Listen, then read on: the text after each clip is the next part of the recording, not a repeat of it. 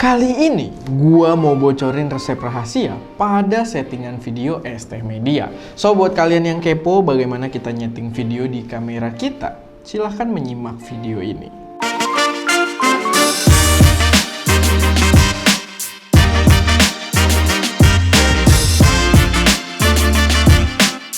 Selamat datang di channel ST Media dengan gue Erwin, dan seperti biasa gue harus kenalin dulu kalau di channel ini kita biasa membahas tentang berbagai hal yang berkaitan dengan teknologi dan juga proses produksi konten kreatif. So kalau kalian tertarik, nggak perlu ragu, langsung aja subscribe dan aktifin juga tombol notifikasinya biar nggak ketinggalan update-update terbaru dari kita. Nah, berkaitan dengan banyaknya followers gua yang sering nanyain tentang settingan video yang bagus di kamera, akhirnya gua memutuskan untuk berbagi atau sharing tentang settingan kamera kita saat produksi video di ST Media.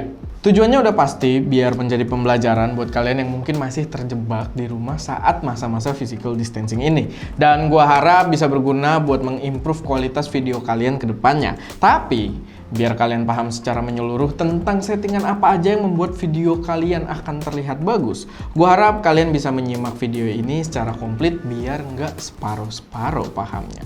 By the way, perlu di-note juga kalau yang gua share di sini adalah apa yang gua pribadi lakukan di ST Media. Mungkin kalian bisa melihat videografer lain yang memiliki settingan yang berbeda dan tidak ada yang salah dengan hal tersebut. Karena memang sebenarnya nggak ada cara paling konkret dalam men-set video kalian. Oke, pertama gue selalu bermain dengan resolusi tinggi, dimana dalam kasus ini adalah 4K. Nah, kelebihan dari penggunaan resolusi 4K ini adalah gambar yang jelas terlihat lebih tajam dan lebih aman ketika kita melakukan digital zooming atau reframing saat proses editing.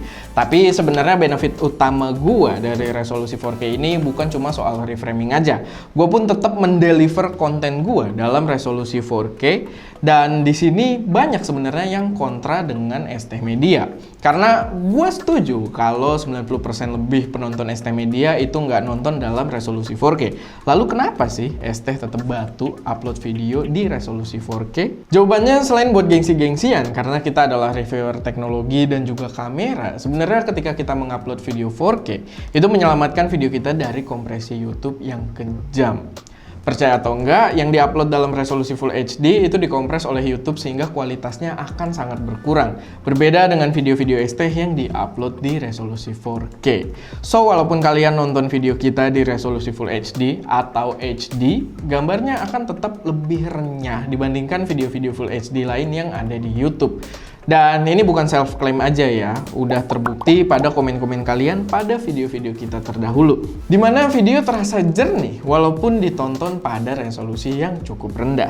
Untuk pemilihan FPS atau frame per second sebenarnya tinggal tergantung karakter konten yang kalian inginkan. Gue membagi beberapa tipe, biasanya gue pakai 24 FPS kalau lagi mau buat konten yang agak filmic look atau terlihat kayak film.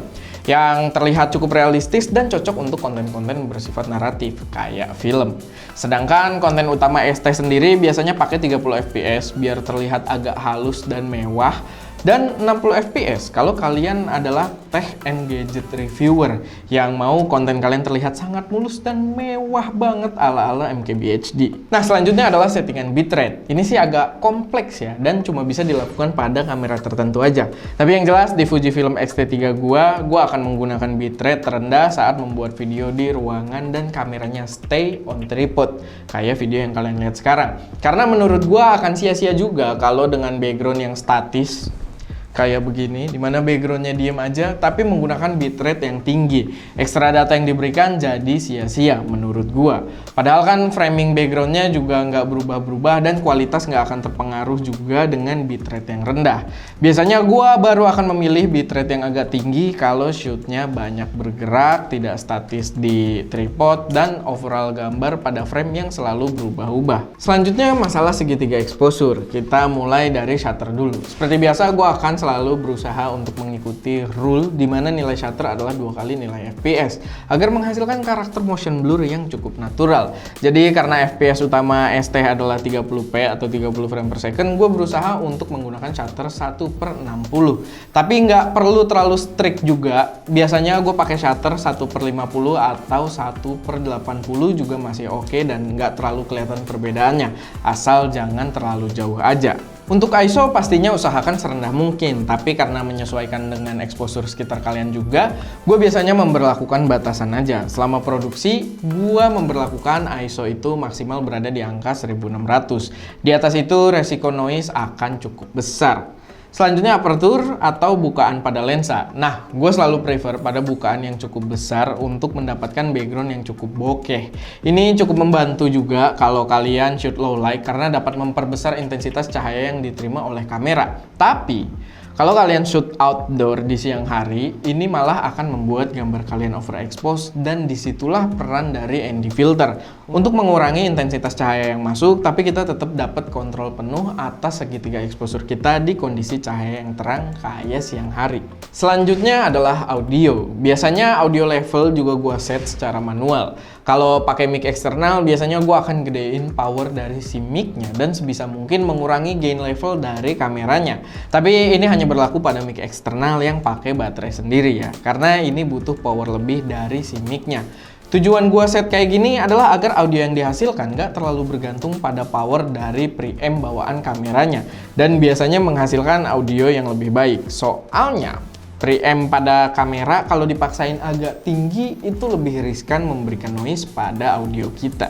Di samping itu, sesuaikan juga level audio mengacu pada level bar yang ada di layar kalian. Kalau nggak ada, coba pencet info atau display beberapa kali atau diaktifin level audio barnya. Usahakan berada pada level yang aman saat kita melakukan dialog. Jangan terlalu rendah, takutnya nanti di editing kalau kita naikin volumenya itu bakal naikin noise juga. Dan jangan terlalu sering mentok ke atas, karena itu lebih berbahaya, bisa bikin audio kalian hancur dan nggak bisa ketolong walaupun pas diedit volumenya kalian kecilin. Karena karakter suara kalian udah terlanjur clipping atau rusak, jadi ya usahakan berada pada level yang tepat. Selanjutnya, atur white balance sesuai dengan kondisi cahaya kalian. Sesuaikan dengan temperatur dan tone warna yang tepat. Ya, soal tepat atau enggak, kalian sambil lihat aja agar di hasilnya warna nggak shifting dari warna asli di set kalian. Ini perlu kalian perhatikan karena rata-rata kamera secara default WB akan di set ke auto. Dan itu berbahaya karena nantinya berpotensi ada perubahan warna selama video kalian direkam, terutama untuk pengguna Fuji. Karena sejauh ini, Fuji memiliki karakter perubahan WB auto yang paling ekstrim yang pernah gue cobain. Tapi itu nggak membuat pengguna brand lain boleh pakai auto. Gue di kamera apapun, itu haram pakai WB auto. Lanjut lagi soal pengaturan fokus. Ini sih sebenarnya cukup simple ya. Untuk kamera-kamera sekarang, gue selalu mengaktifkan fast tracking saat shoot utama, kayak video utama sekarang ini. Dan gue selalu gunakan focus point atau manual fokus pada saat membuat B-roll. Focus point ini berguna ketika gue nge-B-roll sebuah objek yang pada saat bersamaan ada wajah di dalam frame perekaman. Kayak kalau gue lagi B-roll penggunaan kamera. Nah, gue pakai focus point karena kalau pakai fast tracking, udah pasti dia malah fokus ke muka, bukan ke objeknya. Dan itu dia beberapa settingan yang selalu gue gunakan saat produksi video di ST Media. Semoga bermanfaat dan kalau mau lebih efektif, segeralah coba untuk praktekkan dengan produksi video di rumah kalian sendiri. Karena in the end, kadang yang perlu dilatih itu adalah feeling kita saat pengambilan video. Semua yang gue jelasin tadi mungkin gak sepenuhnya gue hafal setiap hari saat produksi. Dan biasanya semua di set dengan tepat karena memang udah kebiasaan, udah ada feelingnya aja gitu kalau udah sering produksi. Gue ingetin lagi kalau yang gue share di sini adalah settingan di workflow gue di ST Media. Tiap videographer mungkin punya settingan masing-masing dengan alasan tertentu dan gue nggak akan menganggap mereka salah juga. Yang terpenting adalah asah terus feeling kalian dalam produksi video dan kuasai juga karakter kamera kalian. Gue rasa nantinya kalian juga akan menemukan settingan serta workflow yang pas dengan karakter kalian sendiri. Itu aja sedikit pembahasan dari gua, semoga bermanfaat. Kalau ada koreksi, saran atau pertanyaan, gak perlu ragu, taruh aja semuanya di kolom komentar. Dan seperti biasa, jangan lupa buat like video ini kalau kalian suka, share ke teman-teman kalian yang mungkin tertarik, dan pastinya subscribe ke channel ST Media untuk mensupport kami terus memberi konten yang lebih berkualitas dan bermanfaat di masa mendatang. Itu aja, gua Erwin, di belakang kamera ada Scott Pitro. Dan jangan lupa untuk berkarya.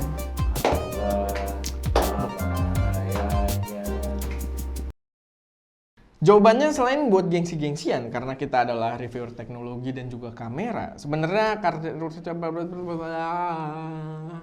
Nah, selanjutnya adalah settingan bitrate. Ini sih agak kompleks ya, cuman gue coba untuk bisa persingkat aja. Dan cuma bisa salah gue. And action. Dan itu dia. Sah.